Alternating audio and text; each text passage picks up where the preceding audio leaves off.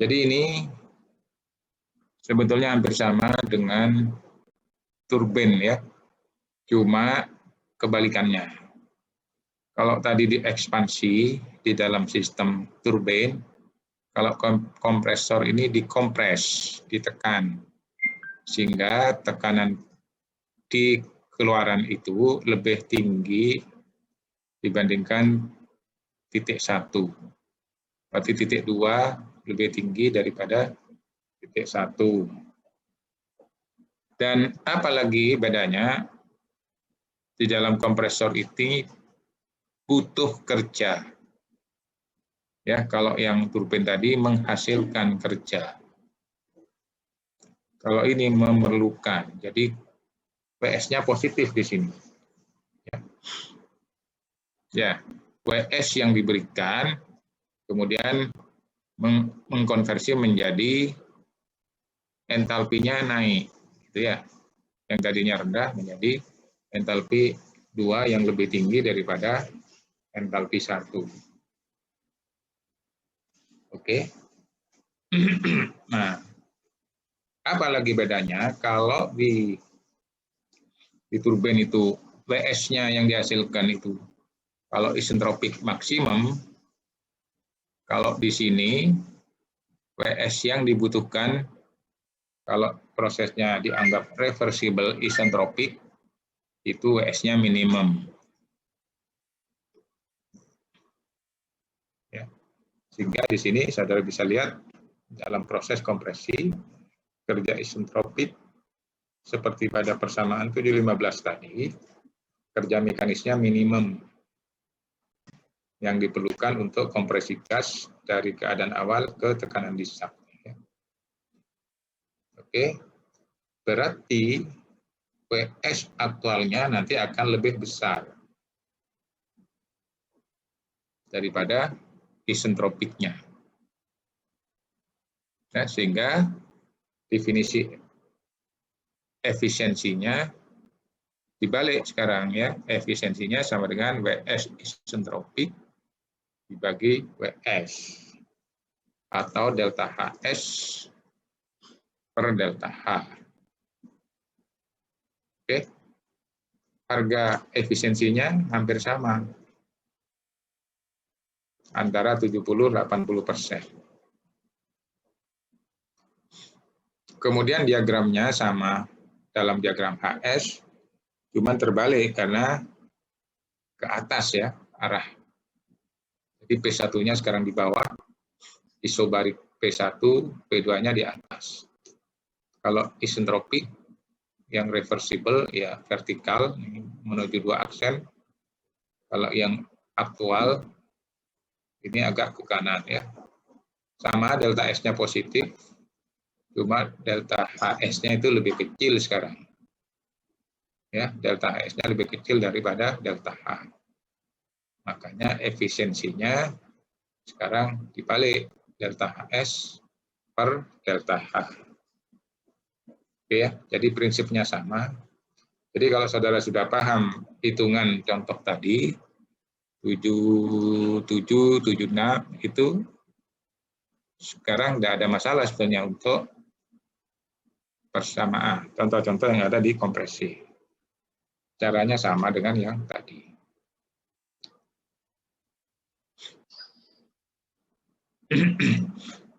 Nah, ini sebetulnya sudah diuraikan di contoh 77 tadi.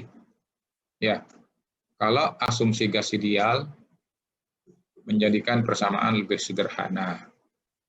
Persamaannya sekarang RR-nya sudah tidak ada, delta S-nya sekarang CPS ln T2 per T1 dikurangi R ln P2 per P1. Kalau isentropik, kemudian dapatkan persamaan 718. Ya. P2 aksen sama dengan T1, P2 per P1 pangkat R CP rata-rata S, CPS rata-rata. Oke. CPS rata-rata ini antara T1 dan T2 aksen. Ya, jadi sama dengan yang tadi.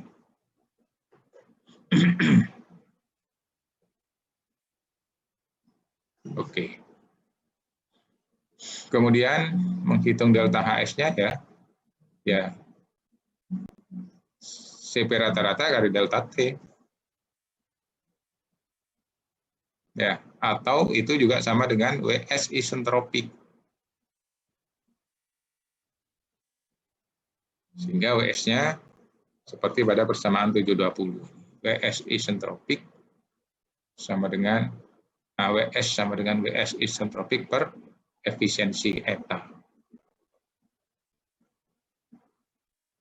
Oke, jadi prinsip-prinsip gas ideal atau tidak yaitu ditunjukkan oleh residual tadi.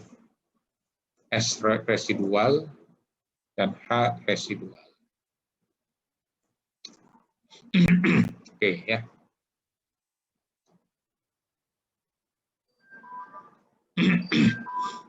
Sehingga temperatur keluarannya T2 juga didapat dari persamaan 49 delta H sama dengan CPH T2 minus T1, maka T2-nya sama dengan T1 plus delta H per CPH rata-rata. Cuma sekarang rata-ratanya antara T1 dan T2. Untuk kasus khusus suatu gas ideal dengan kapasitas panas konstan, kalau dianggap CP-nya itu sama antara T1 dan T2, ya baik untuk menghitung CPS maupun CPH, dituliskan kemudian sebagai CP, maka persamaan tadi bisa disederhanakan lagi, T2 aksen sama dengan T1 per kali P2 per P1 pangkat R per CP, isentropiknya sama dengan ini, ya. Atau S isentropiknya seperti pada persamaan 722. Ya, T2 aksennya ini masuk. 723 bisa dikatakan T2 sama dengan T1 plus T2 aksen minus T1 per eta. Ya, bisa langsung pakai persamaan 723. Oke, tapi T2 aksennya dicari dulu ya. Kalau T1-nya kan diketahui. T2 aksennya dicari dulu. Nanti saudara bisa bandingkan ya, kalau misalkan pakai dianggap CP-nya konstan atau dihitung seperti biasanya, seperti contoh 77 tadi. Ya, atau iya 77 yang gas ideal. Ya, barangkali tidak jauh berbeda. Oke, ini ada contohnya juga nanti. Saya lanjutkan aja biar selesai dulu ini teorinya. Kemudian ke pompa ya. Liquida biasanya juga digerakkan dengan alat-alat yang sifatnya kompres, seperti pompa di sini.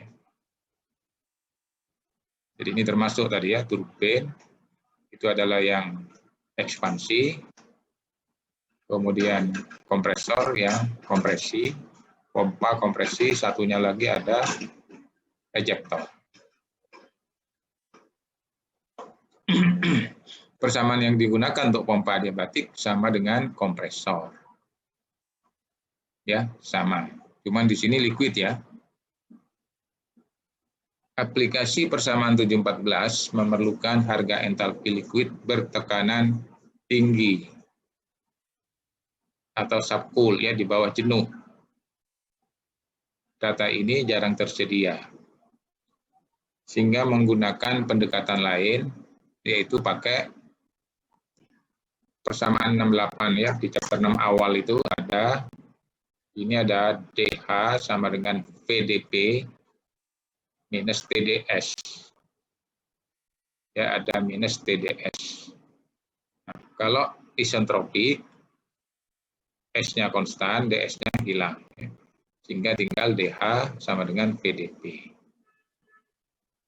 Ya. Kembali lagi ke persamaan-persamaan tadi, maka WS-nya karena delta HS ini pada isentropik, maka bisa mengintegralkan delta HDH ini menjadi integral VDP. Karena V-nya untuk liquid tidak dipengaruhi oleh tekanan, maka persamaan ini bisa menjadi persamaan 724. Sehingga WS isentropiknya itu cukup sama dengan V delta P. P, P2 minus P1. Ya. Oke. Kemudian kalau pakai persamaan-persamaan yang ada di chapter 6 juga, yang menggunakan peta, ya. Kemudian V, CPDT, DH itu CPDT plus V, 1 minus peta T dP. DS-nya adalah persamaan 629. Ya. Saudara bisa lihat lagi di situ. Nah, ini ada kalau kemudian untuk fase cair parameter-parameter itu tidak tergantung, ya, artinya konstan, CP-nya konstan, V-nya, beta-nya konstan, maka ini bisa langsung diintegralkan. Ini delta T, ini delta P, gitu ya. Maka persamaannya, saudara bisa lihat sebagai persamaan 725 dan 726. Ya, itu catatannya di atas karena perubahan temperatur sudah sangat kecil dan properti liquidnya tidak sensitif terhadap tekanan, jauh di bawah titik kritisnya. Integrasi persamaan biasanya diasumsikan pada CP, V, dan beta konstan. Ya, sehingga bisa langsung dihitung di sini. Ya, delta H, CP, delta T. Ya. Ditambah V, 1 minus beta T, delta P. Tentunya seperti CP, V, beta itu diberikan, ya. Demikian juga delta S sama dengan CP ln T2 per T1 minus beta V delta P. Nah, ini juga ada contohnya nanti. Kemudian yang terakhir ini adalah ejektor, cuman lebih kompleks. Di sini tidak diberikan contoh-contohnya. Fungsi ejektor ini juga menaikkan tekanan. Ya. Fungsinya apa? Untuk memvakumkan. Jadi ini gabungan antara ruang-ruang yang akan divakum, ya, dengan fluida penggerak. Keduanya sama-sama berupa nozzle, di mana yang diisi dengan fluida penggeraknya, penarik, itu ada di dalamnya. Ya. Jadi sehingga kalau saudara mengalirkan ini, ya, dengan kecepatan tinggi, nanti ada nozzle, karena ada nozzle. Ya. Ini akan ketarik gas yang ada di sini, sehingga vakum. Ya. Oke. Nah, ini gunanya memang untuk menarik gas uap dari ruang yang akan divakumkan dan menekannya pada tekanan discharge yang lebih tinggi. Tekanan di sini akan lebih besar. Itu prinsip daripada ejektor. Dan ini gambar adalah single stage. Tergantung berapa besar vakum yang diinginkan, itu ada yang double, ya, double stage ganda yang dipasang secara seri. Kemudian juga ada penggabungan dengan barometrik kondensor untuk menciptakan sistem vakum. Ya, cuma di sini tidak diberikan di sini. Oke, kita menuju